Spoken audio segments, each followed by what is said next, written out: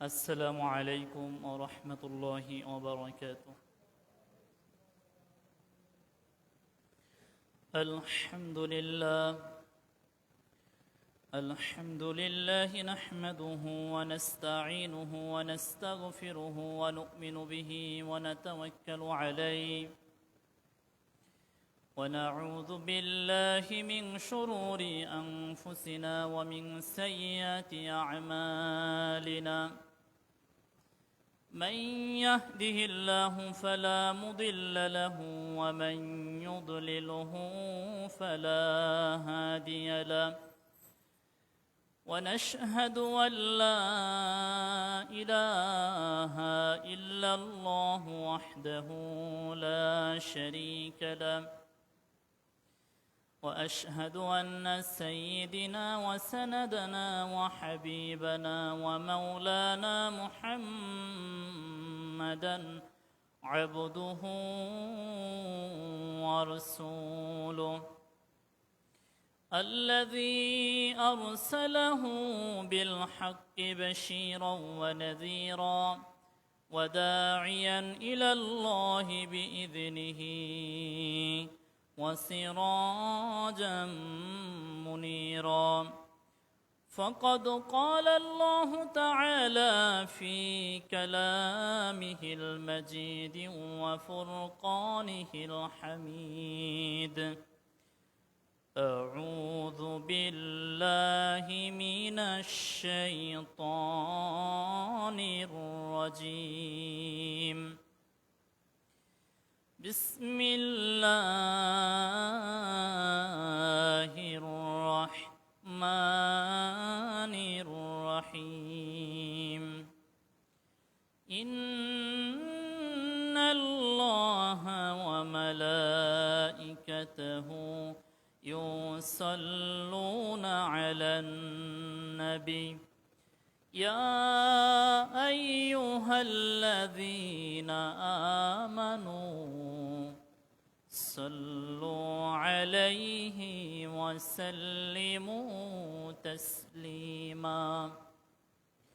اللهم صل على محمد وعلى آل محمد كما صليت على إبراهيم وعلى آل إبراهيم إنك حميد مجيد. اللهم بارك على محمد وعلى آل محمد كما باركت على إبراهيم وعلى آل إبراهيم إنك حميد مجيد. আলহামদুলিল্লাহ, শুকরিয়া রব্বুল আলামিনের দরবারে যিনি আমাদেরকে দুনিয়ার হাজারো কর্মব্যস্ততার মধ্যেও জুমার সালাত আদায়ের জন্য মসজিদে আসার তৌফিক দান করেছেন। সকলে বলি আলহামদুলিল্লাহ। আরবি মাসের শেষ পর্যায়ে এ মাসের 25 জিলহজ আজকের, আরবি বছরের শেষের দিকে, বাংলা 29 জ্যৈষ্ঠ। আমরা গত জুমাতে আলোচনা করতেছিলাম আল্লাহ সুবহানাহু ওয়া তাআলা যে সমস্ত কাজের দ্বারা আমাদের রিজিক বন্ধ করে দেন, অর্থাৎ রিজিকের বরকত বন্ধ করে দেন, সে বিষয়ে কথা বলতেছিলাম। একটি পয়েন্টে কথা বলেছিলাম সুদ বিষয়, বেশ অনেক কথাই বলেছিলাম সুদ বিষয়। আল্লাহ সুবহানাহু ওয়া তাআলা তার রিজিক যে সমস্ত কারণে বন্ধ করে দেন, তার অন্যতম একটা কাজ হলো সুদ।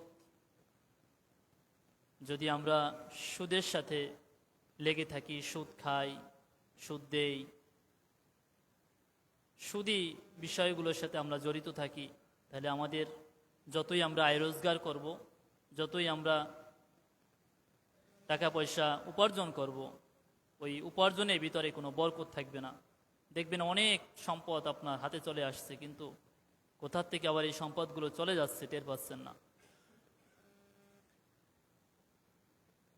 আজকের যে পয়েন্টে কথা বলবো, যে কাজের দ্বারা আমাদের রিজিক বন্ধ হয়ে যায়, রিজিকের বরকত চলে যায়, তা হলো অকৃতজ্ঞ হওয়া।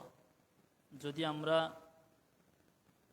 রিজিক আল্লাহ সুবহানাহু ওয়া তাআলা যে দিয়েছেন, এই যদি কৃতজ্ঞতা স্বীকার না করি, তাহলে আমাদের এই রিজিক আল্লাহ সুবহানাহু ওয়া তাআলা ছিনিয়ে নেবেন। আসলে রিজিক বিষয়টা কি? আমরা স্বাভাবিকভাবে যেটা বুঝি, রিজিক মানে মনে করি যে খানা পিনা, ভালোভাবে খেয়ে থাকতে পারা, এটা কি আমরা রিজিক মনে করি? না, রিজিক এটা একটা বিষয়, একটা অংশ। আপনার অনেক টাকা পয়সা হওয়া, একটা সুন্দর বাড়ি হওয়া, তারপরে আপনি খেয়ে পরে ভালো থাকা, এগুলো রিজিকের একটা অংশ। কিন্তু রিজিক, উত্তম রিজিক, আমরা সর্ব অবস্থা আল্লাহ সুবহানাহু ওয়া তাআলার কাছে প্রার্থনা করব, যে আল্লাহ সুবহানাহু ওয়া তাআলার কাছে এভাবেই আমরা বলবো যে আল্লাহ, তুমি আমাদেরকে উত্তম রিজিক দান করো। এখন রিজিকের ভিতরে অনেকগুলো বিষয় জড়িত। যদি আমরা রিজিকের সংজ্ঞা খুঁজি, তাহলে এখানে বলা হয়েছে ইসলামী পরিভাষায়, আল্লাহ তাআলা তার বান্দার জন্য দুনিয়াতে বেঁচে থাকার জন্য এবং কল্যাণের উদ্দেশ্যে, আল্লাহ সুবহানাহু ওয়া তাআলা তার বান্দার দুনিয়াতে বেঁচে থাকার জন্য কল্যাণের উদ্দেশ্যে যে সকল নিয়ামত ও উপকরণ নির্ধারণ করেছেন, দান করেছেন, সব কিছুই রিজিকের অন্তর্ভুক্ত। একটা কথার ভিতরে অনেকগুলো বিষয় চলে আসে।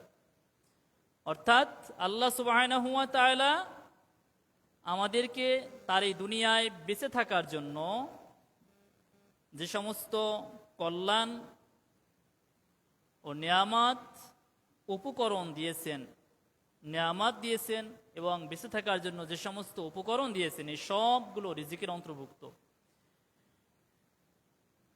এখন আমরা মনে করি যে রিজিক মানে হলো অনেক সম্পদের মালিক হওয়া, খেয়ে পরে ভালো থাকা, এটাকে শুধু রিজিক মনে করি না। রিজিকের সর্বনিম্ন স্তর যদি আমরা বলি, তাহলে রিজিকের সর্বনিম্ন স্তর হলো আমরা যেটা কল্পনা করি, এটা খেয়ে পরে ভালো থাকা, সচ্ছলতা হওয়া, টাকা পয়সার মালিক হওয়া, এটা সর্বনিম্ন স্তর। এখন যদি হাদিসের দিকে তাকাই, রিজিকের যদি আমরা সর্বোচ্চ স্তর যদি কল্পনা করি রিজিকের, তাহলে সর্বোচ্চ স্তর হলো শারীরিক সুস্থতা। একটা মানুষের অনেক সম্পদ আছে, কিন্তু এই সম্পদ যদি সে খেতে না পারে, আল্লাহ তাআলা তাকে সব দিক থেকে সুখী রেখেছেন, কিন্তু তার শরীরটা অসুস্থ, তাহলে এই অসুস্থতা যে আল্লাহ তাআলা তাকে দিলেন, তার হাজারো সব নিয়ামত পরিপূর্ণ থাকার পরেও ওই অসুস্থ শরীর থাকার কারণে তার ওই কোনো নিয়ামতই তার কোনো কাজে আসছে না। এরকমের অনেক মানুষ, এখন যদি আমরা হাসপাতালে যাই অথবা যারা বিছনায় কাতরাচ্ছে তাদের কাছে যাই, দেখবেন যে অনেক সম্পদ আছে কিন্তু খেতে পারছে না।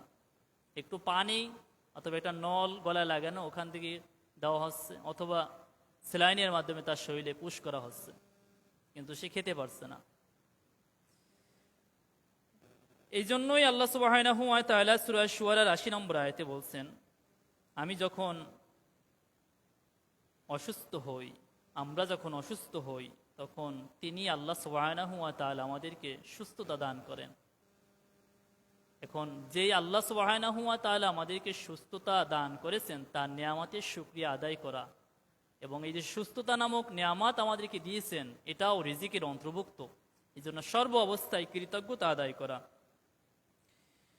যদি আমরা রিজিকের সর্বোত্তম স্তর কল্পনা করি, সর্বোত্তম স্তর হাদিসের ভিতরে এভাবেই বলা হয়েছে, নবী সাল্লাল্লাহু আলাইহি ওয়াসাল্লাম বলেছেন, দুনিয়া কুল্লুহা মাতা, দুনিয়ার সব কিছুই হলো সম্পদ।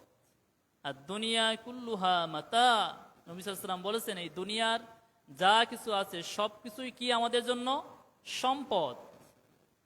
এরপরে বলেছেন, খায়রু মাতাঈদ দুনিয়া আল মারআতুন সালিহা, নবী সাল্লাল্লাহু আলাইহি ওয়াসাল্লাম বলেছেন যে দুনিয়ার যত সম্পদ রয়েছে, এই সম্পদের ভিতরে সর্বোত্তম সম্পদ হলো একজন সতী সাধ্বী, একজন পুত পবিত্র, একজন নেককার স্ত্রী।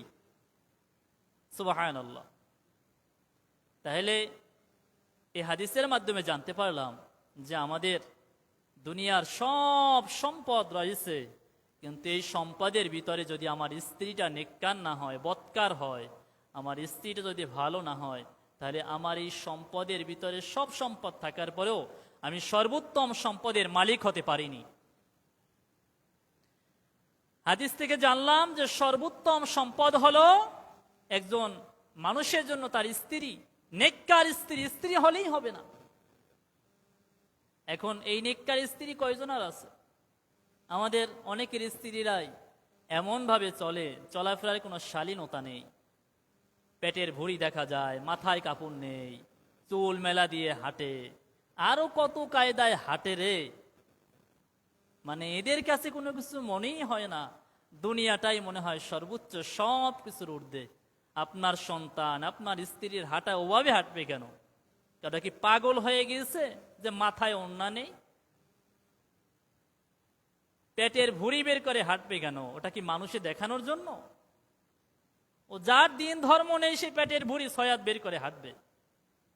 এমন কাপড় পরে, এমন পোশাক পরে হাঁটুর উপরে, তারপরে কোনো লজ্জা শরম কিছু নেই, হাঁটুর উপরে কাপড় উঠেই হাঁটতেছে, রাস্তায় হাঁটে, যেখানে হাঁটুক মানুষ আশপাশ দিয়ে যায়। এই যে চেয়ারম্যানের পুকুর একটা এখানে আছে, এখন কিছুটা কমেছে, বলতে বলতে হয়তো কমেছে, মাথায় হুঁশ আসছে। মহিলারা খোলা জায়গায় গোসল করে কিভাবে? যে মহিলা খোলা জায়গায় গোসল করে ওটা মহিলা হতে পারে না, ওটা হলো হয় হিজলা, না হলে পুরুষ মহিলা। হিজলা হলেও তো ওরও তো একটা সিস্টেমের মধ্যে আছে। কোন মহিলা যে খোলা জায়গায় গোসল করে? যাই হোক, আমি কাউকে আঘাত দিয়ে বলছি না কথাগুলো। তাহলে রিজিকের সর্বোত্তম স্তর নবী সাল্লাল্লাহু আলাইহি ওয়াসাল্লাম বলেছেন আল মারআতুন সলিহা, একজন নেককার স্ত্রী। এখন এই নেককার স্ত্রী, এটা আল্লাহ তাআলা যাকে দেন সেই এই নেয়ামত ভোগ করে। এটা সবার ভাগ্যও জোটে না, তবে দুনিয়া পরীক্ষার জায়গা। হাদিসের ভিতরে এসেছে, নবী সাল্লাল্লাহু আলাইহি ওয়াসাল্লাম বলেছেন দুনিয়া সিজনুল মুমিন ওয়া জান্নাতুল কাফির। একজন ইমানদার সে যতই নিজেকে ইমান ওয়ালা দাবি করবে, তার ইমানের পরীক্ষাটাও ঠিক তত বড় হবে। আর এই ইমানদারের জন্য দুনিয়াটা হলো একটা কারাগার, আর যারা কাফের তাদের জন্য হলো এই দুনিয়াটা জান্নাত। আজকের এরকমের পরীক্ষা আল্লাহ সুবহানাহু ওয়া তাআলা নবীদেরকে নিয়েছেন, যারা নিজেদেরকে ইমানদার দাবি করেন তাদেরকে নিচ্ছেন সন্তান দিয়ে, সম্পদ দিয়ে, স্ত্রী দিয়ে, মান ইজ্জাত, মান সম্মান দিয়ে আল্লাহ সুবহানাহু ওয়া তাআলা পরীক্ষা করেন। এই পরীক্ষায় যারা সবর করবে, আল্লাহ বলছেন অবাশশিরিস সাবিরিন, তাদেরকে ধৈর্যের সুসংবাদ দিন। আল্লাহ বলেছেন সূরা বাকারার ভিতরে 154 নম্বর আয়াত, সম্ভবত 54 কি 55 নম্বর আয়াত, ওয়ালা নাবলুওয়ান্নাকুম বিশাইইম মিনাল খাউফি ওয়াল জু', আমি পরীক্ষা করব ভয়, ক্ষুধা, সম্পদ, ওয়া নাকসিম মিনাল আমওয়াল, সন্তান সন্ততি, নিজের জীবন, এগুলো দিয়ে আল্লাহ তাআলা পরীক্ষা করবেন। পরীক্ষায় যারা সবর করবে, আল্লাহ বলছেন অবাশশিরিস সাবিরিন, যারা সবর করেছে তাদেরকে সুসংবাদ দিন। কিসের সুসংবাদ? জান্নাতের সুসংবাদ। প্রিয় ভাইয়েরা, যাই হোক, যে হাদিস থেকে এখানে আসলাম যে দুনিয়ার রিজিকের সর্বোত্তম স্তর হলো একজন পূর্ণবতী, একজন নেককার, একজন চরিত্রবান, সচ্চরিত্রবান একজন স্ত্রী। এটা সবার ভাগ্যে জোটে না, তবে আল্লাহ তাআলার কাছে চেয়ে নিতে হয়।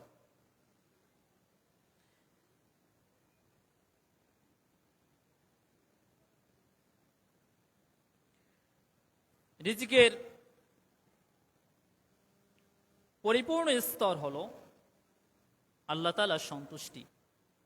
আল্লাহ তাআলা যে আমাদেরকে রিজিক দিয়েছেন, এই রিজিক আমি কতটুকু দিনের পথে ব্যয় করতে পেরেছি, আমার রিজিক আল্লাহ সুবহানাহু ওয়া তাআলা দিয়েছেন, এটা কতটুকু আমি আল্লাহর জন্য ব্যয় করতে পারছি, এটাই হলো বিষয়।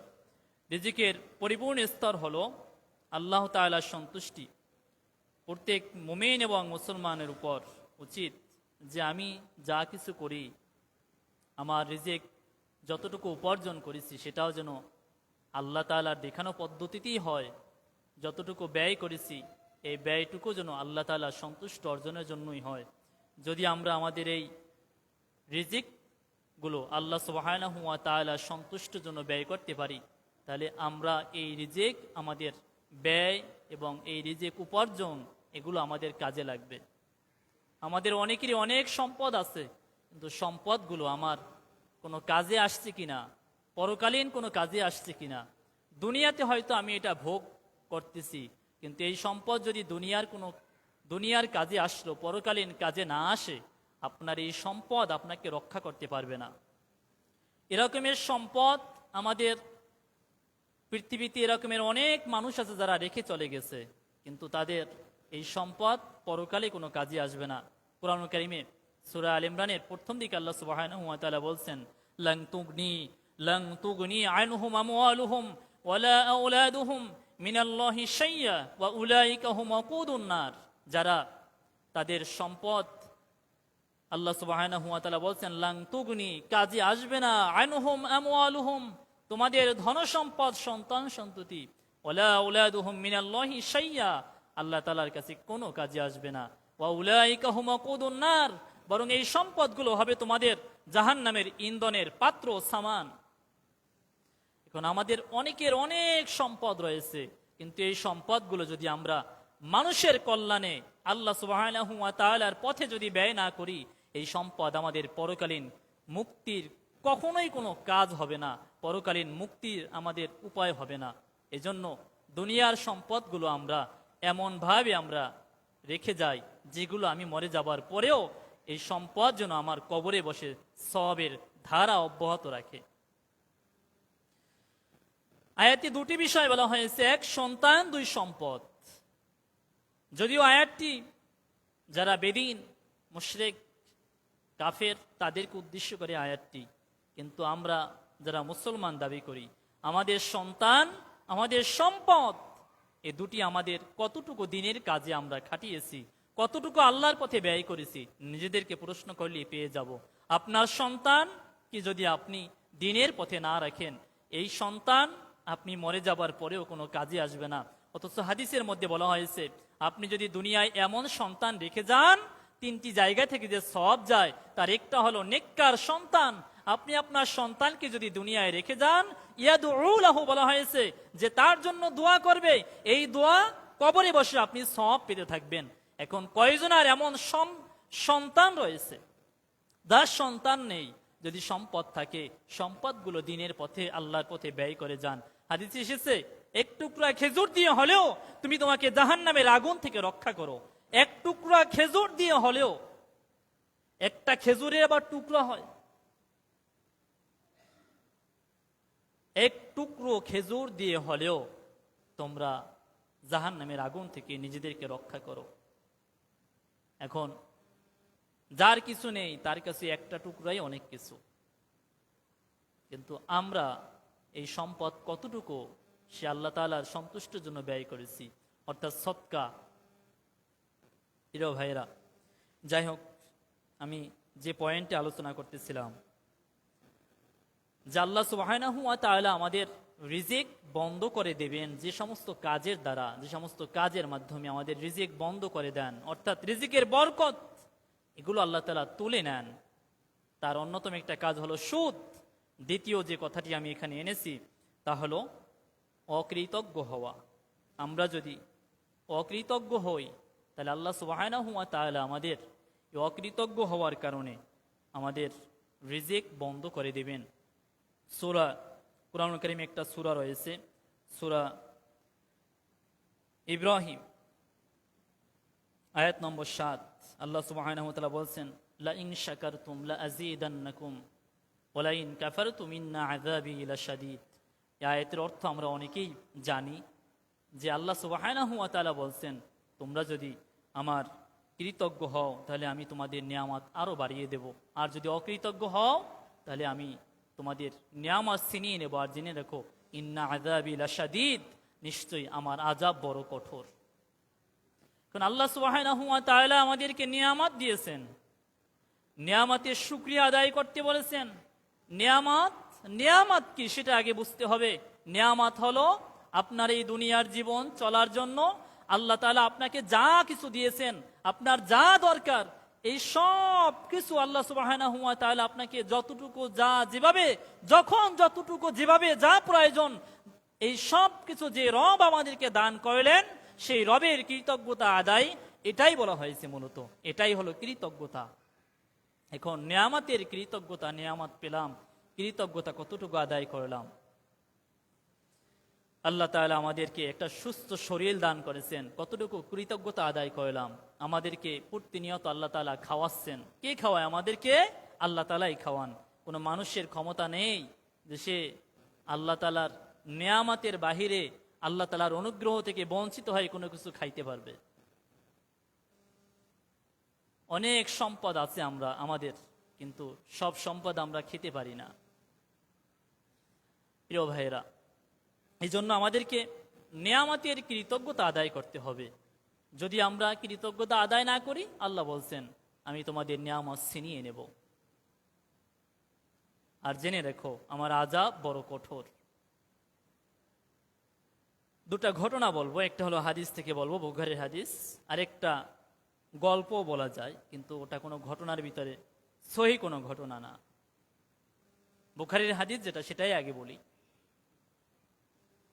বনী ইসরাইলের যুগে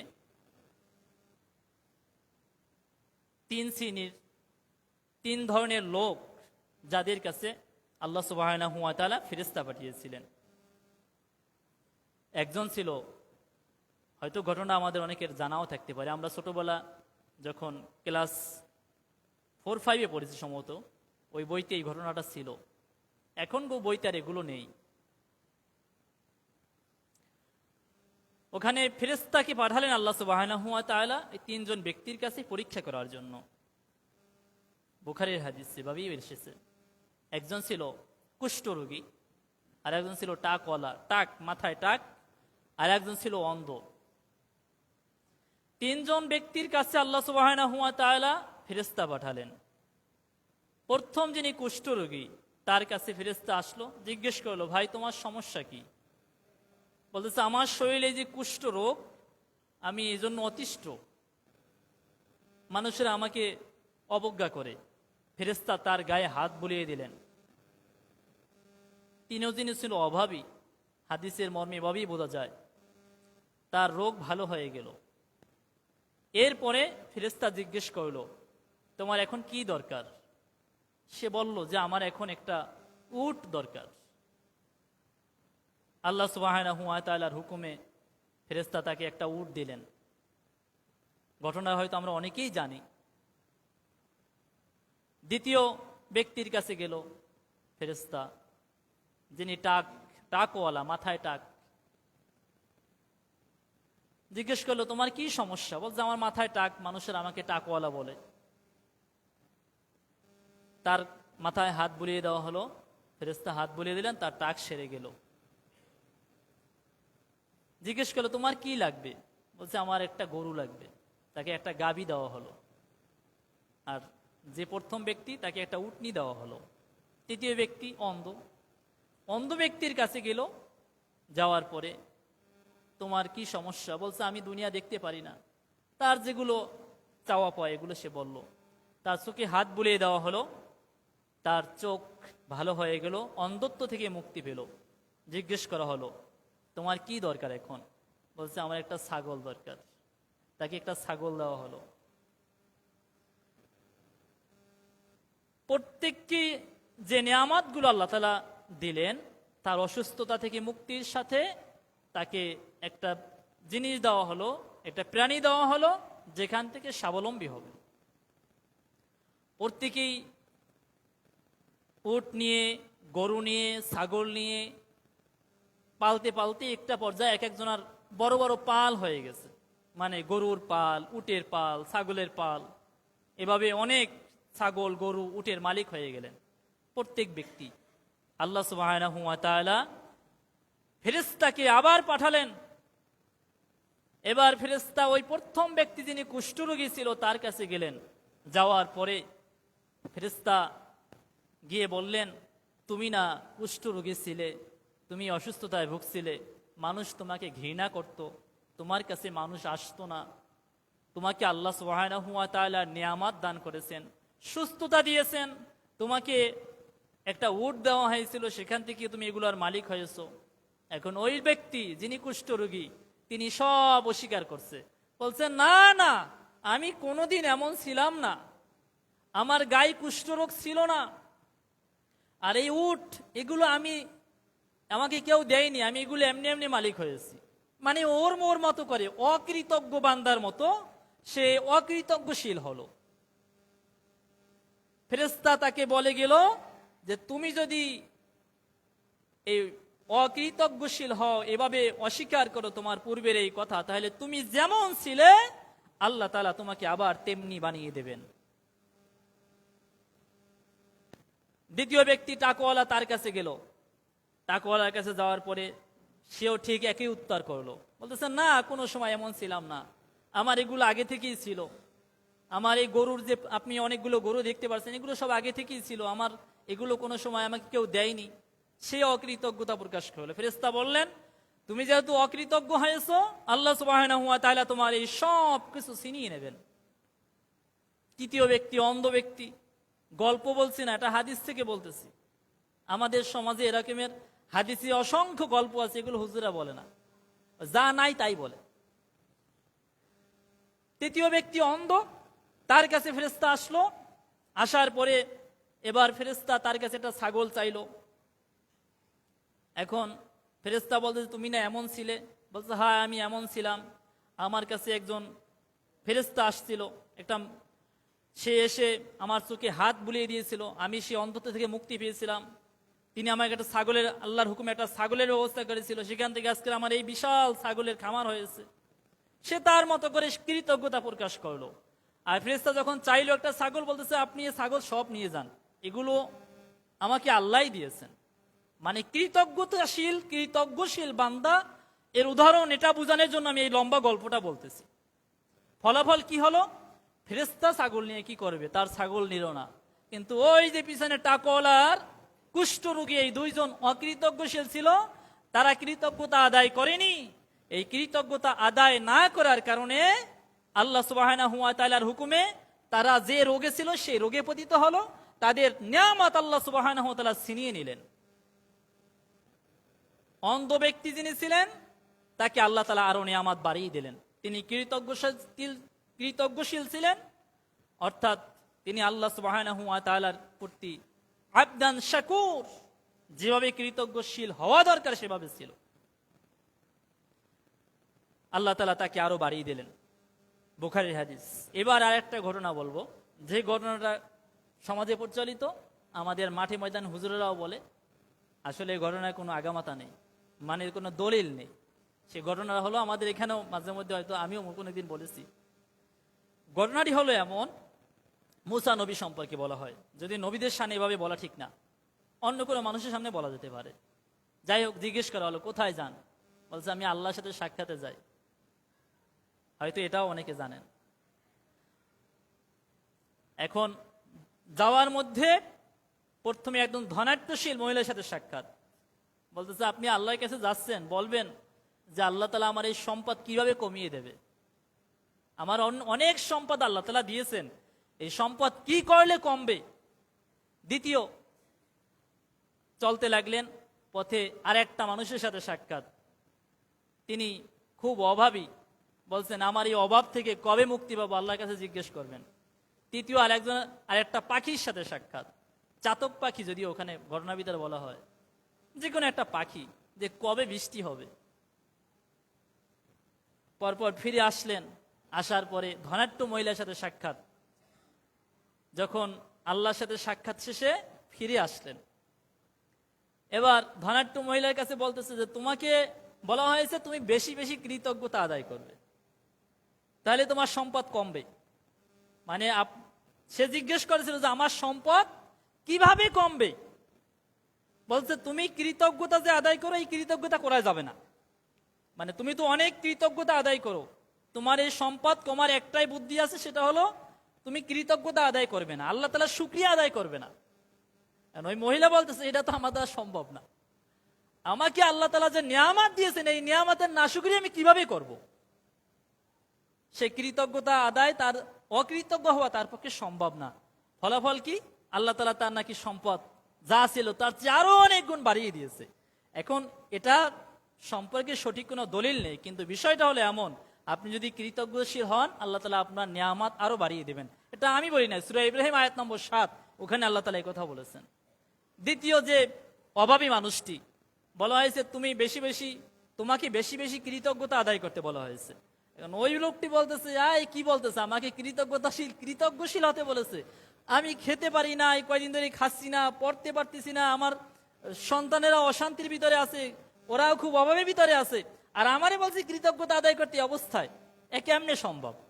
আমাদের মধ্যে এক শ্রেণী এবং তেরা মানুষ আছে, যদি বলা হয় ভাই যে অবস্থা আছেন শুকরিয়া আদায় করেন, নাই মিয়া হুজুর খালি তোমার কোনো কাম নেই, তোমরা খালি ওই দেখা কোনো কিছু জিজ্ঞেস করলে বলো শুকরিয়া আদায় করো, কৃতজ্ঞশীল হও। তুমি দেখতে পাচ্ছ যে আমি বিপদের মধ্যে আছি, পাও ভেঙে গেছে, আমার গাড়িটা নষ্ট হয়ে গেছে, সন্তান একটা মরে গেছে, সম্পদ যা লাগাইছিলাম মাঠে সব নষ্ট হয়ে গেছে, আমারে বলতেছে কৃতজ্ঞতা আদায় করতে। এটা আমার দ্বারা সম্ভব না। এই ব্যক্তিটি যখন এই কথা বললো যে আমার দ্বারা কৃতজ্ঞতা আদায় করা সম্ভব না, কেউ কেউ ঘটনাটা একটু বাড়াইয়াও বলে যে ও যখন এই নাশুকরি করলো, ওর গায়ের পরনে যা ছিল তাও নাকি বাতাসে উড়াই নিয়ে গেছে। এজন্য অকৃতজ্ঞশীল হওয়া যাবে? এই ঘটনার কোনো সঠিক বর্ণনা নেই, কিন্তু কোরআন হাদিসের আলোকে ঘটনাটার সাথে কিছুটা মিল আছে, এই জন্য বলছি। তৃতীয়, চাতক পাখি। সে চাতক পাখি জিজ্ঞেস করেছিল কবে বৃষ্টি হবে।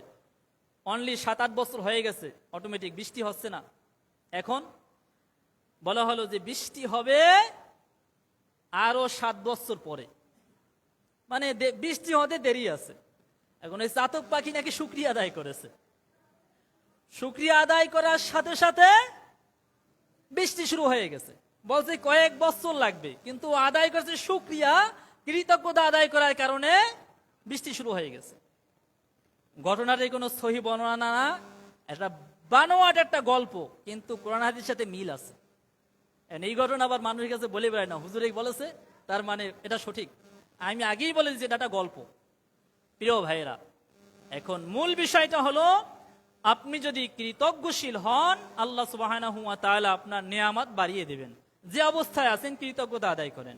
আমরা কেউ যে আর্থিকভাবে, শারীরিকভাবে, মানসিকভাবে সবাই যে 100% সুখী কেউ বলতে পারবে না। তবে মনের অশান্তি,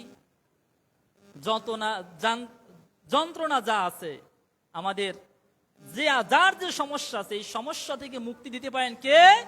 আল্লাহ সুবহানাহু ওয়া তাআলা। কয়বার আপনি আপনার এই যে সমস্যার জন্য আল্লাহ তাআলার কাছে ফরিয়াদ করেছেন? কয়দিন বলেছেন? হয়তো বলেছেন, যে হয় বলা দরকার সেভাবে বলেননি। আমরা মানুষ এমন এক প্রাণী, যেই প্রাণী বিপদে পড়লেই বেশি আল্লাহকে ডাকে, কিন্তু বিপদ যখন সরে যায় তখন আল্লাহর সাথে নাফরমানি করে। এজন্য কোনো অবস্থাতেই এমন হওয়া যাবে না যে আমরা আল্লাহ সুবহানাহু ওয়া তাআলা নাফরমানিমূলক কাজে আমরা লিপ্ত। আমরা নাফরমানি কতভাবে করি, আমরা বিভিন্ন রকমের নাফরমানি আমরা করি আল্লাহ সুবহানাহু ওয়া তাআলার সাথে। আপনি গত জুমা থেকে আজকের এই জুমা পর্যন্ত কয়েকটা নামাজ পড়েছেন? নিজেকে প্রশ্ন করলেই পেয়ে যাবেন আপনি কতটুকু কৃতজ্ঞশীল বান্দা আর কতটুকু নাফরমান বান্দা। আল্লাহ সুবহানাহু ওয়া তাআলার হুকুম ছিল দৈনিক কয়েকটা নামাজ? 5 ওয়াক্ত। আর আপনি পড়তেছেন শুধু জুমা, তাও ঠিক মতো পড়েন না। জুমা নামাজে আসতে আসতে কেউ তো আছে ওই জুমাই তার জীবনের আর কি একক তো নামাজ সম্বল। সে আসতে আসতে কখন আসে, মানে এখন বাজে 1:29, ও হুজুরে আলোচনা শেষ করবে, গিয়ে মসজিদে 2 রাকাত ঠাস করে মেরে দিয়ে চলে যাব। মানে জুমার পরে, জুমার আগের নামাজের চেয়েও জুমার পরের নামাজের হাদিস দ্বারা গুরুত্ব বেশি। জুমার পরে নামাজ পড়ে না, না পড়ে ফরফর করে বের হয়ে চলে যাচ্ছে। জুমার আগে মসজিদে ঢুকছেন, ইমাম সাহেব খুতবা চলুক বা না চলুক, ঢুকছেন 2 রাকাত পড়বেন। কয় রাকাত পড়বেন? 2 রাকাত পড়বেন। এটাকে বলা হয় দুখুলুল মসজিদ। যখনই ঢুকছেন তখনই 2 রাকাত পড়বেন। এখন আপনি কি করতেছেন? ওই জুমার 2 রাকাত নামাজের জন্য হুজুরের সময়ও দেয় অনেকে, আমরাও দেই, যে আপনারা যারা নামাজ পড়েনি পড়ে নেন। তা 2 রাকাত করে পড়ার নিয়ম পড়েন। 4 রাকাত কাবলা জুমা যেটা বলা হয় পড়েন, ওইটাই পড়েন বললাম। কিন্তু জুমার পরের 4 রাকাত সুন্নাতের গুরুত্ব অনেক বেশি। হাদিসেও সুন্নাত 4 রাকাত উল্লেখ করা বলাও হয়েছে, কিন্তু আপনি সেই 4 রাকাত সুন্নাত পড়েন না। যাই হোক, এই তো সুন্নাতের কথা বললাম। আমরা দৈনিক 5 ওয়াক্ত নামাজে 17 রাকাত ফরজ নামাজ অস্বীকার করি, আর এর পরেও আমরা কৃতজ্ঞশীল বান্দা কিভাবে হলাম? প্রিয় ভাইয়েরা, কার স্বার্থে, কি জন্য? আমি প্রায় সময়, যার অনেক সময় কথার আবেগের জন্য এভাবে অনেক কথা বলে ফেলি। যেমন একটা কথা বলি যে আমার মধ্যে একটা প্রাণ আছে, এই প্রাণটা আমাকে ছেড়ে চলে যাবে, কখন যাবে তা আমি জানি না। দুনিয়ায় মানুষ আমরা অনেক সময় অনেক কিছুর জন্য আফসোস করি, অপেক্ষা করি। যেমন একজনের সেরা সম্পদ, উত্তম সম্পদ হলো তার নেককার একটা স্ত্রী, কিন্তু এমন এক স্ত্রী সেটা বদকার চলে গেছে। এখন আমরা এর জন্য আফসোস করি। এখন এই আফসোসে আমরা একেবারে জীবন, খাওয়া দাওয়া সব বন্ধ। কিন্তু আপনার খাবার দাবার সব বন্ধ করে ফেলেছেন, এর মানে কি? প্রিয় ভাইরা, এই নিজেদের জীবন থেকে যে আত্মা রয়েছে, আত্মা যেদিন বের হয়ে যাবে সেদিন কি হবে? এজন্য আমরা দুনিয়ার জীবনকে এমন ভাবে গড়ি, আমি যে কথা বলতেছি আমিও যেন এমন ভাবে গড়ি যে মরার পরে আমাদেরকে যেন কবরে বসে পেরেশানি হতে না হয়। এজন্য কোনো কবি বলেছেন, এমন জীবন তুমি করিবে গঠন, মরণে হাসিবে ভুবন কাঁদিবে, মরণে কাঁদিবে ভুবন হাসিবে তুমি। এজন্য জীবনটা এমন ভাবে গড়ি প্রিয় ভাইয়েরা, যে দুনিয়ার সব মানুষ আপনার জন্য অপেক্ষা করে, আফসোস করে, বলে না অমুক একটা মানুষ ছিল, অমুক একটা মানুষ ছিল। মানুষ বলে আসলে অনেক ভালো মানুষ ছিল, ও এভাবে করত, আমাদেরকে এভাবে বলতো। আপনার ভালো কথাগুলো মানুষ মনে করে, আপনার জন্য দোয়া করে, কিন্তু এমন জীবন নিয়ে মরেন না যে মানুষ মরার পরেও আপনার ওই যে দুনিয়ার চাল চলন এগুলো নিয়ে মানুষ মনে করে আর বলে অমুকে এমন ছিল।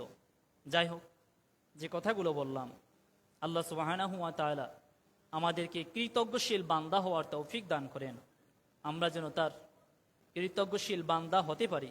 আল্লাহ তাআলা আমাদের সবাইকে সেই কৃতজ্ঞশীল বান্দা হওয়ার তৌফিক দান করুন, আমিন। আসসালামু আলাইকুম ওয়া রাহমাতুল্লাহি ওয়া বারাকাতুহু।